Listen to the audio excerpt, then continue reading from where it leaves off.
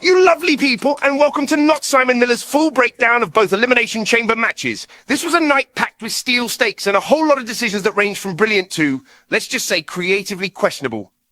There's plenty to celebrate, plenty to scratch your head at, and plenty to unpack. So let's ease ourselves in with a quick recap of the Women's Chamber before we dive deeper. The match kicked off with Asuka and Jade Cargill, a strong, explosive pairing to set the tone. Rhea Ripley entered third and immediately shifted the energy, followed by Giulia, then Jordynne Grace, and finally, Shayna Baszler completing the field. Things escalated quickly when Jordynne climbed to the top of a pod and launched herself at Rhea, only to miss entirely and crash into the steel like she just discovered gravity for the first time. Rhea, being Rhea, decided to show everyone how it's actually done, climbed the same pod, hit the dive perfectly, and eliminated Jordynne on the spot.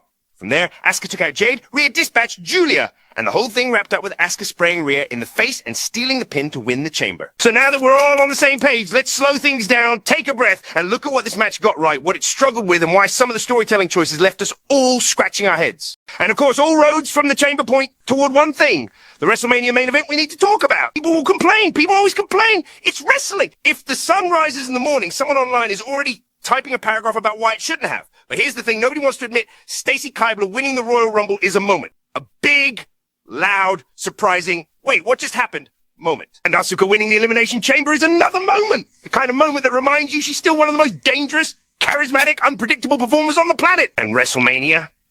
WrestleMania is built on moments. It's not built on spreadsheets or logic trees or whatever fantasy booking document you've got saved on your desktop. It's built on the stuff that makes you sit forward in your chair, the stuff that makes you text your mate, the stuff that makes you remember why you fell in love with this ridiculous sport in the first place. So when you take Stacy, the surprise Rumble winner with a story nobody saw coming, and you put her against Asuka, the final boss chamber winner who looks like she eats pressure for breakfast, what you get is pure WrestleMania energy. It's spectacle. It's contrast. It's unpredictability. It's the kind of match that makes the show feel like the show. Will it be everyone's cup of tea? Of course not. But wrestling isn't about pleasing everyone. Wrestling is about creating something memorable. And this is memorable. So put them together, let them tear the house down, and you know the deal. Give it an up. Right, let's talk about this Shayna Baszler, Bianca Belair, Jade Cargill situation. Because calling it a rivalry at this point feels generous. And look, I love all three of them. But we've got to be honest, Shayna Baszler is carrying this entire narrative on her back like she's trying to drag a broken shopping trolley uphill. Every single week, Shayna is out there doing the work. She's interrupting promos, she's calling Bianca out by name, she's poking the bear, she's stirring the pot, she is desperate to make this feud feel alive, she's basically standing in the middle of the ring waving her arms like, hello, I'm trying to fight you. Meanwhile, Bianca Belair, the woman who started this whole thing by saying she was going to tap Shayna out, is off wrestling everyone except Shayna Baszler. She's rebuilding her momentum, she's having good matches, she's doing Bianca things, but she's not actually engaging with the person she challenged. It's like she opened the door, shouted, I'm coming for you, and then immediately walked into a completely different room. And then there's Jade Cargill, who somehow got dragged into this like she accidentally wandered into the wrong storyline. Shayna threatens her at the chamber, says she's going to target her, and then nothing. No confrontation, no escalation, no payoff. Jade's basically standing there like, why am I involved? I didn't even look at you funny. So what we've ended up with is Shayna feuding with the idea of Bianca Belair, not the actual Bianca, the concept of Bianca, the theoretical Bianca, the Bianca that exists in Shayna's head. And that's funny, but it's also a problem because Shayna is doing everything she can to keep this thing alive, and the story just isn't meeting her halfway. There's potential here, loads of it. But right now, it feels like Shayna is trying to have a rivalry with two people who are both busy doing something else.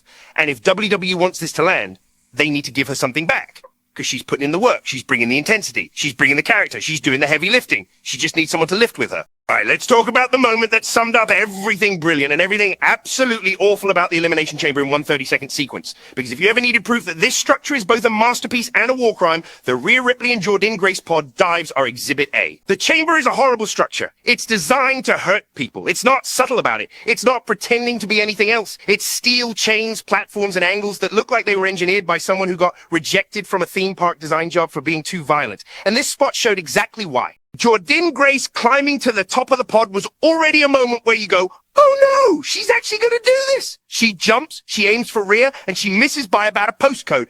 And when she hits that steel floor, she doesn't bounce, she doesn't roll, she just crashes, full stop. It looked like the chamber reached up and said, nope, not today. And before you can even process that, before your brain is caught up with what your eyes just witnessed, Rhea Ripley decides she's going to do the exact same thing. Except she hits it perfectly. She climbs up there with the confidence of someone who's never failed a test in her life, leaps off, lands the move, and pins Jordynne like she's just completed a side quest. And that's the magic of the chamber. It can make one person look doomed, absolutely flattened, like the structure itself rejected their existence. And it can make another look unstoppable, like they're the final boss of the entire division. It's horrible, it's wonderful, it's dangerous, it's spectacular. It's everything the Elimination Chamber is supposed to be. And whether you love the match or had issues with the storytelling, that moment right there is the kind of thing people will remember long after the rest of the show fades away. All right, let's talk about the Women's Elimination Chamber match as a whole, because this one left me with that very specific wrestling feeling of, yeah, that was fine. But what exactly were we doing here? It wasn't bad. Not at all. The action was solid. The talent is incredible. And the chamber itself always adds that extra layer of danger. But the match felt confused. Like it couldn't decide what story it wanted to tell, or even if it wanted to tell one at all. Let's start with the big one. Jade Cargill and Shayna Baszler. These two have had weeks of build, tension, call-outs, threats. All the ingredients for a proper collision. And then in the chamber, nothing. Not a glance. Not a moment, not even an accidental shoulder bump. It's like the match actively avoided progressing the story. That's not just a missed opportunity. That's the storyline equivalent of dropping your shopping bag and pretending it didn't happen.